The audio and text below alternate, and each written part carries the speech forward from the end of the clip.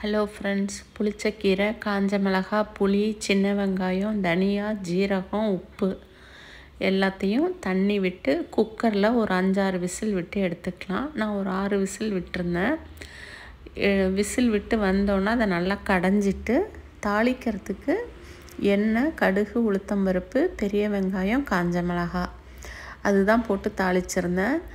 சின்ன வெங்காயம் நிறைய போட்டோம்னா ரொம்ப நல்லாயிருக்கும்.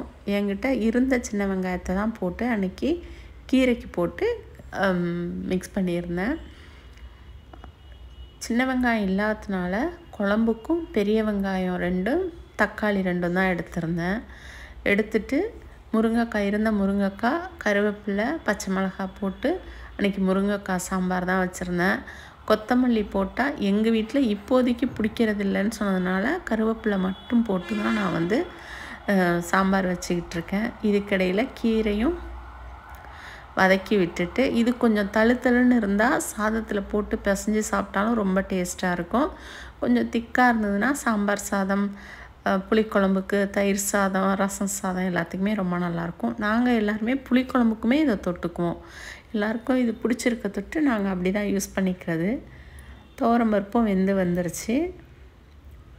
முருங்கைக்காய், தக்காளி, வெங்காயம், பச்சை மிளகாய், கருவேப்பிலை எடுத்து வச்சுருக்கேன். இதுக்கிடையில் ஒரே ஒரு வாழைக்காய் இருந்தது. வாழைக்காவை சின்ன சின்னதாக கட் பண்ணி தண்ணியில் போட்டிருக்கேன். பஜ்ஜி மாதிரி போட்டுக்கலாமே அப்படின்ட்டு.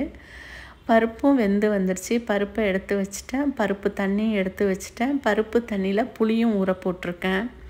பஜ்ஜி மாவு ஈவினிங்கில் சாப்பிட்ற மாதிரி இருந்தால் ரொம்ப திக்காக பஜ்ஜி மாவை கரைச்சிக்குவேன். இது சாப்பாட்டுக்கு தொட்டுக்கிறதுனால ஒரு செமி திக்காக தான் கரைச்சி எடுத்துக்கிட்டேன்.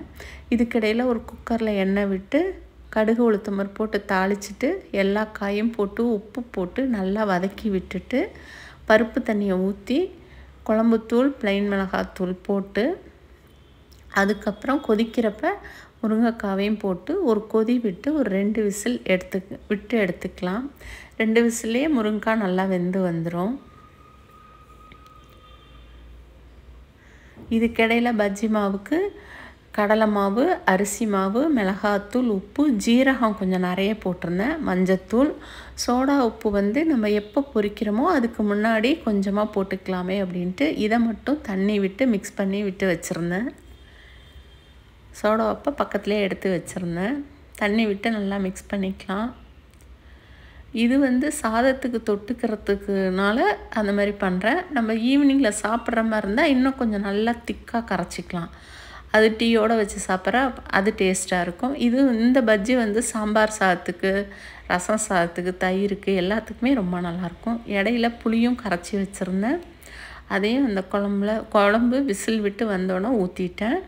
அது 2 கொதி விட்டோன்னே வேக வச்சுருந்த பருப்பையும் போட்டு நம்மளுக்கு தேவையான கன்சிஸ்டன்சி வர்ற வரைக்கும் அதை கொதிக்க வச்சு எடுத்துக்கலாம். இது எக்ஸ்ட்ரா மீதி இருந்தால் கூடயும் நைட்டுக்கு சப்பாத்திக்கு, இட்லி, தோசை எதுக்கு வேணாலும் நம்ம வச்சுக்கலாம். முருங்கைக்காய் ஃப்ளேவரோட இது ரொம்ப நல்லாயிருக்கும் இந்த சாம்பார். அது எல்லாருக்குமே தெரிஞ்சது தான். இது கூட பலாக்கொட்டை போட்டோம்னா ரொம்ப டேஸ்ட்டாக இருக்கும். முருங்கைக்காயும் பலாக்கொட்டையும் அவ்வளோ டேஸ்ட்டாக இருக்கும். நல்லா கொதித்து ரெடியாகி வந்துருச்சு. இதுக்கிடையில் பஜ்ஜி மாவுலையும் சோடா உப்பு போட்டு மிக்ஸ் பண்ணி எல்லாத்தையும் ரெடி பண்ணிவிட்டு எண்ணெயும் சூடுபடுத்திட்டேன். குழம்பும் ரெடி ஆயிடுச்சு. சோடா உப்பு கொஞ்சமாக போட்டால் போதும். எண்ணெயும் சூடுபடுத்திட்டு அதில் பஜ்ஜியும் போட்டுட்டு நான் கொஞ்சம் கிறிஸ்பியாக வரத்துக்காக சூடான எண்ணெயை கொஞ்சம் அதில் மிக்ஸ் பண்ணி விட்டுட்டு எல்லோரும் செய்கிற மாதிரி தான் நானும் அது செஞ்சுருந்தேன். ஆனால் ரொம்ப நல்லா வந்திருந்தது. சிம்பிளான வேலை. நான் இதேமாரி வாழைக்காய் மாதிரி புடலங்காய் போட்டுருவேன், உருளைக்கிழங்கு போட்டுருவேன். ஏதாவது ஒன்று காரமாக வேணும்னா எப்போ பார்த்தாலும் வறுவலே செய்யாமல் இப்படி டிஃப்ரெண்ட்டாக செஞ்சுக்கலாமே அப்படின்ட்டு நான் அடிக்கடி செய்கிற விதம் தான். இதுக்கிடையில் சாதமும் வச்சுட்டேன். அன்னைக்கு லன்ச் பிளேட் எங்களுக்கு இது தான். Thank you. Thanks for watching.